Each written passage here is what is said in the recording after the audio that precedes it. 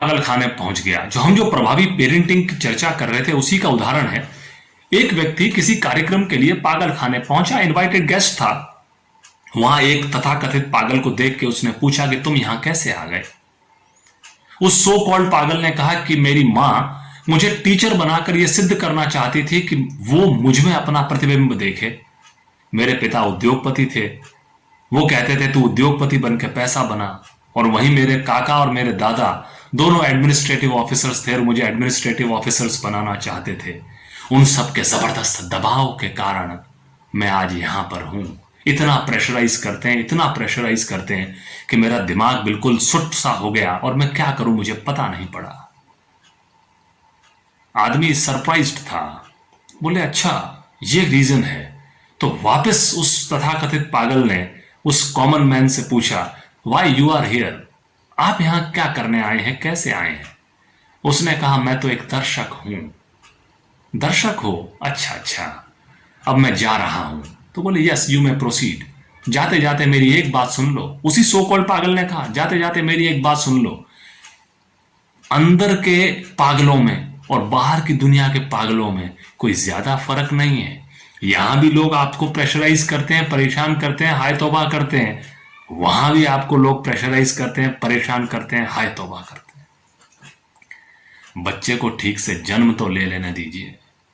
अपनी लिप्साएं, अपनी इच्छाएं, अपनी बातें, अपना जो आप जीवन में अचीव नहीं कर सके वो अपने बच्चे से मांगना, ये स्वार्थ परकता की पराकाष्ठा है।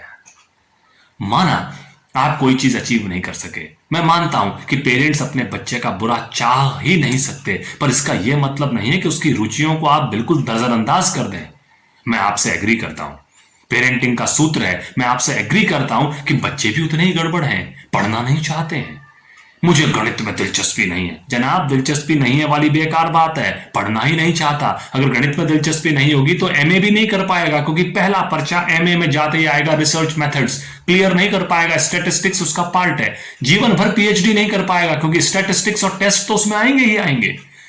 तो आपको उस बच्चे को समझाना है कि सब कुछ चीजों में आपका इंटरेस्ट हो, ये जरूरी नहीं है। मैं एग्री करता हूं, बच्चा पढ़ना नहीं चाह रहा, मोबाइल देखता है, मैं एग्री करता हूं। आप कितने समय उसके सामने पढ़ते हैं, आप कितने समय तक कागज की किताब लेके उसके सामने बैठते हैं, वो आपका और हमारा अक्स है।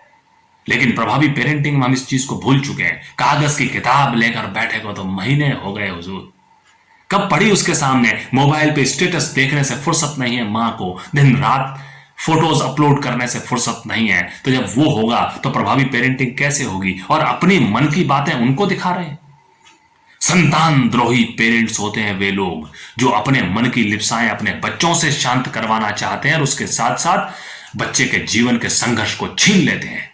जो बच्चे का जीवन का संघर्ष है, तू कर, तू बता, मैं तेरे पीछे खड़ा हूं, बैकअप दूंगा, लेकिन हम खुद उसका कार्य करना शुरू कर देते हैं। मैं देखता हूं हमारे स्टूडेंट्स एमबीए में, आप तो खैर सभी प्रोफेशनल्स हैं, एमबीए के दौरान 3 घंटे के इम्तिहान में पिता बाहर एक जूस के डब्बा लेके खड़ा है, किसका हीमोग्लोबिन डाउन है। अरे जनाब, जो लड़की 3 घंटे का एग्जाम नहीं दे सकती वो क्या कॉर्पोरेट जगत में काम करेगी। उसकी डिग्री उसके पिता ने पढ़नी शुरू कर दी है, आप ये काम न